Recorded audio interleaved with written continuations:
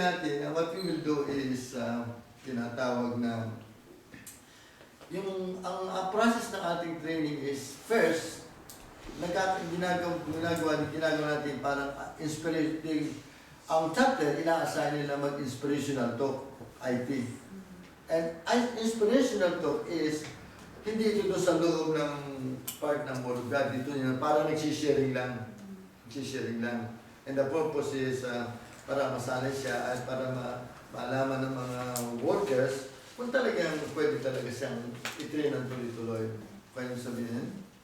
So, of course, ang inspirational is hindi pa kayo nag-preach, you're just sharing na based on the Word of God that inspire people. Inspirational talk na eh.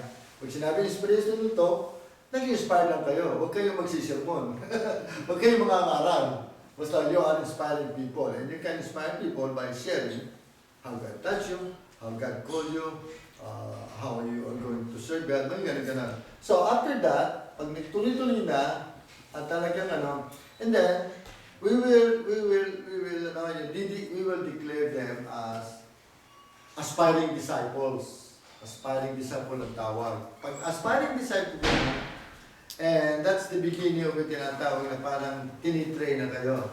That's the beginning na parang train. So, what we will do is, ang in-charge sa inyo, for example, ako in-charge sa inyo, ako na ngayon ang mag-a-assign doon sa tao na yon ng schedule para siya ay magkaroon ng training na between on the Word of God. For example, si Brother Roger ang aking ang schedule, I will call Brother Roger and I will tell him to give Sister Inda 15 minutes to share with him matapos na lang yung kasama na yun doon, training.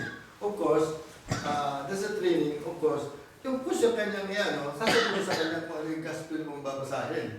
Okay, paano gagamitin? Ayun, pag-aaralan. That is how we train here. Kapag sabihin? Yeah.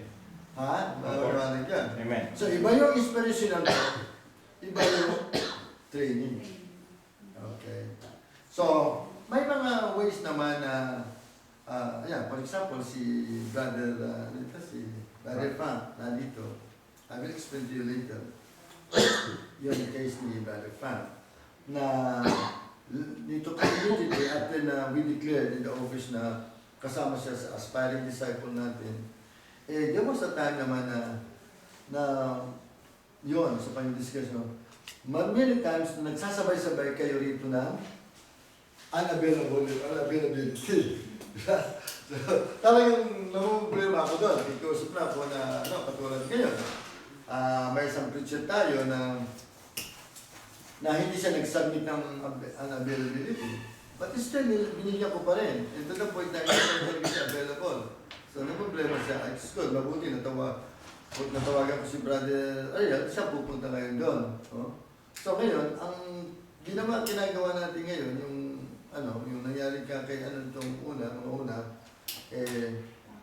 immediately na, since na meron na naman siyang yung experience sa pag-preach, Pero kung wala pa, hindi ko pa rin siya, may that will sabihin ko sa kanila, kayo na lang muna ang mag-praise and worship dyan, di ba?